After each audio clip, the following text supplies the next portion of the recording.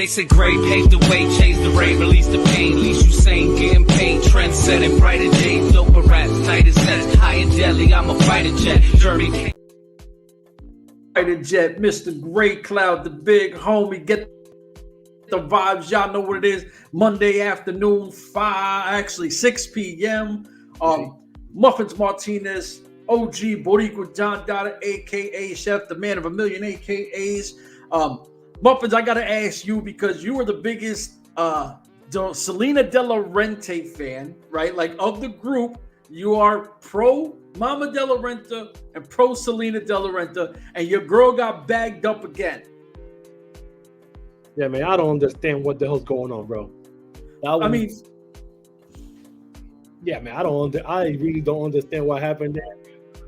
All I know is that we finally saw Kurt Bauer come back in after getting destroyed by Contra Union a couple of weeks ago. He brings in the money to give to Cesar. He's happy about the turnout. And here comes De La Renta. Once again, being a little too eager.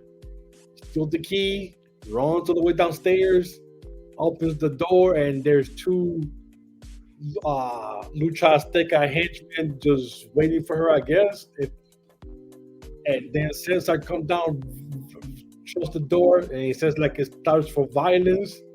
So I don't know what the hell's going on here, man. I don't understand if this was a whole setup that he was doing with her together. Something happened, they call it audible, or is she gonna get kidnapped again? Because I can go through this kidnapping thing again, man. I can't. I mean, at first when I seen Kurt Bauer, I was like, whoa, he wasn't on the entire program, randomly showed up with some bread. I was like, all right, guess he's better, Welcome back, Kurt Bauer. And then Salina de la Renta tries to catch a quick jukes real quick. She grabs the key, runs, I don't know where, and it goes into like a fucking double door, right? Like, open a door, there's another door. Now the henchman grabs you, and I'm like, shit. When we first see this, the henchman grabbed her, threw her into a car kind of thing, right? You're like, all right, cool. Now, I don't know if I hope this is not the same shit where she's off TV for a little while. I don't know. But to me, this might be either the end of Cesar Duran, because she's going to come back and take him out or whatever, or he might try protege her and teach her under however he wants. I'm not sure. But this just made no fucking sense to me when the whole thing was, who's going to get the key, right? The key to this whatever power. You had in the chat and on Twitter the De La Renta 2, Azteca 1, like you had the whole play-by-play going. I had the scoreboard. You know what I mean? Like, and then all of a sudden we know what happens. And like you said, sold out crowd. Shit. Crowd was lit for everything. Best crowd This I've was seen. a big win for NW. Best crowd I've seen since they came back from COVID. Back in 2021. Yeah. Well, this is the best crowd they had since, I want to say, back then when they had De La Renta, managing one of the Hijo de la Parca, or LA Park, or the Parca there. When he went against Jacob Fatu back then, and she went to the table. That's the last time they had that type of crowd, and this one was bigger, and the crowd was lit the whole night. You can hear, there were Latinos in the house when you hear the bango. Everybody going past all shit. They let the bangos in, so it's going to be a crazy night. And then what gets me upset is you make the whole card being De La Renta versus Cesar the whole night, but then you only have 4 matches going. You should have at least 7. Yeah. And there's going to be a tiebreaker. Okay, somebody's going to win. We know this. When you saw the only 4 matches contained the Latinos, and you go like, this is it. I say, man, this is going to end up in a tie, and I'm going to be pissed as hell if this shit ends on a damn tie. And of course, it ends on a damn tie. And the only good thing, I was like, man, come on, man, this is crap. You pulled this up You bring all those guys that you bring in, and it's basically all 6-man tag matches. Yeah. Except for the main event. Except for the main event. At least have a tag team versus tag team, or 1 versus 1 to make that tie or make that 7, 4 to 7 like it should be. But no, there's only 4 matches, and you're gonna go like what? So best out of 2, it's gonna be a tie, and then what? So now you continue with the storyline where nobody knows where this is going, and like you said, maybe the power is him grooming her to take over. But we know that they're going to go back in November because they already mentioned a Lucha Apocalypto show. Yeah. So who's going to be in charge of that one? It's going to be him. It's going to be her. It's going to be a duel. They're going to be together, which is what I would like it to happen.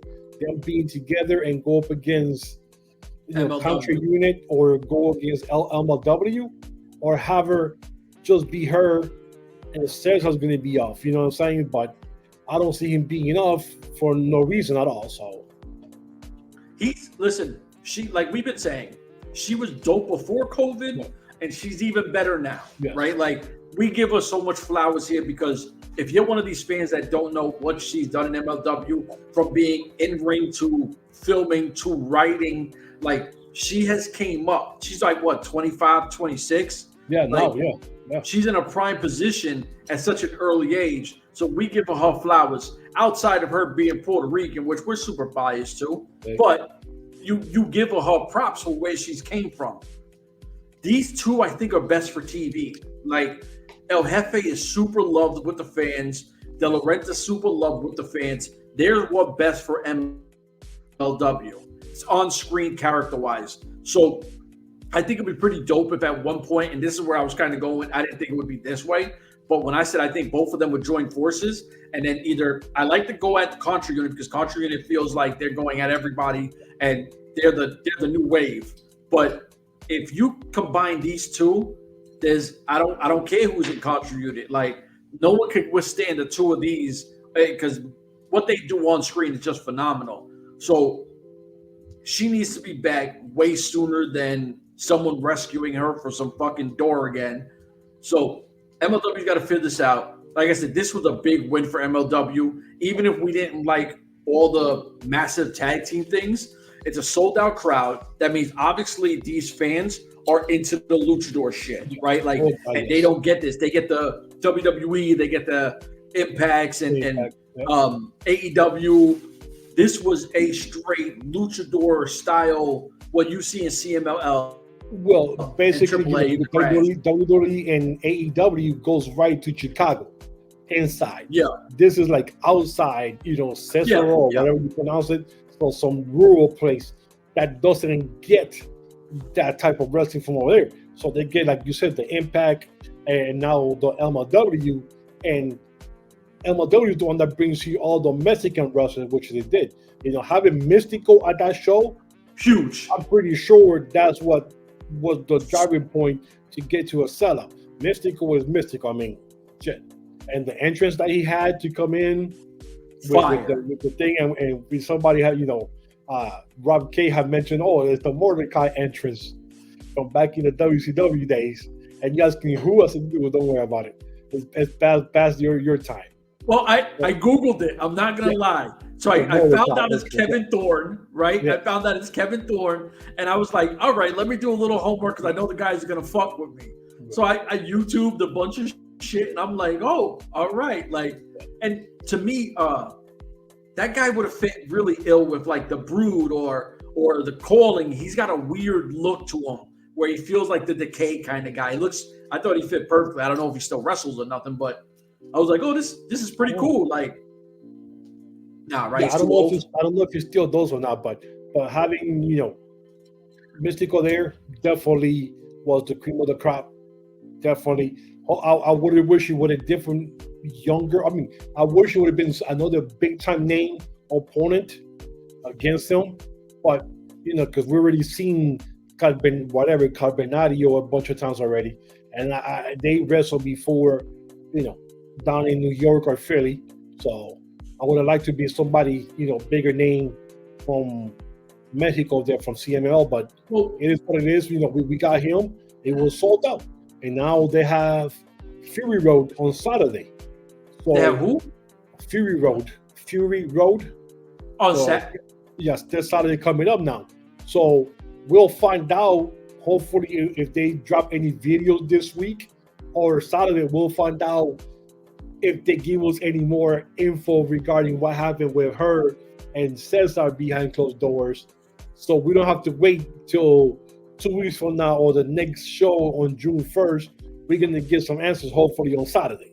Okay. So for the next show. The only thing I wanted to ask you before we jump out of here, I seen on Twitter that somebody said Atlantis Jr. is going to be like this super mega star like his father. I don't know a lot about Atlantis Jr., but the way people were talking about him, I was like, whoa, like this is big break. Because I know you said that Atlantis is one of the greatest, luchadors ever. Like the guy is the shit. Yeah, down in Mexico, yeah. Big time, like somewhere near Mystical, not as big as him, but he has the same pedigree, been wrestling for a long time. I'm pretty sure 30 years, but now the son is coming out, so he's a younger high flyer like his dad. You get now, hopefully, I don't know if they mentioned he's going to be at the Battle Riot yet or not, but if he is, if he is, that's going to be something even better, because at least now they're in Atlanta. That's one of the places that you get a lot of Mexican fans go there. Okay. And hopefully they get more Mexican wrestlers. And last time we did something from there, they have female wrestlers. So who knows if they could pull some females out of the rabbit's hat. I know you're. Last time they have some good ones there. Yeah, what was it? You like Shani, right? Shani. Yeah, Shani. But bad news about her. She retired. She just retired last week. She got married. She's married, and I guess they're gonna try for a family. So God bless. She did her thing anyway. Yeah. Who I want to see. Yeah. Is that Baronessa chick, because she is legit. Yeah. Well, I want to see the one with the fat booty. La Hiedra. Jesus Christ, bro. The other one, boy, the one that just be bouncing. Oh, no, she can't, because she's in AAA. I'll forget about it then. But I know they had some fine ones there last year. You're being real biased right now. You just want the hot girls to come in. Yeah, but unfortunately, I forgot that she's in AAA, so yeah, she won't be here. But they CML got some other hot ones. Maybe they'll bring the girl Stephanie back up. That's the one I want. Yeah, you've been saying that for a while. She's ill. Yeah. And she's a free agent, right? She's not AEW or nothing. No, she's in CMML, so she could come over. In Atlanta, I guess they have different ways in Atlanta. Maybe she'll come over. Because she just defended her open weight title in New Japan this past weekend. So. Oh shit! What? Listen, I'm at this point. I like featherweights. I want more. There's two people that I want, and both of us will agree. One is Viva Van. We wanted Viva Van for the longest, and the Brazilian girl from N.W.A. who's doing nothing.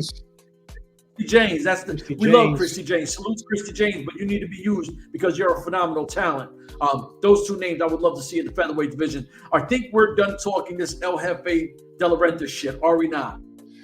Unless you got something else to come up, I have no clue. No, sir. So for myself, Muffins Martinez, we out of here. Deuces.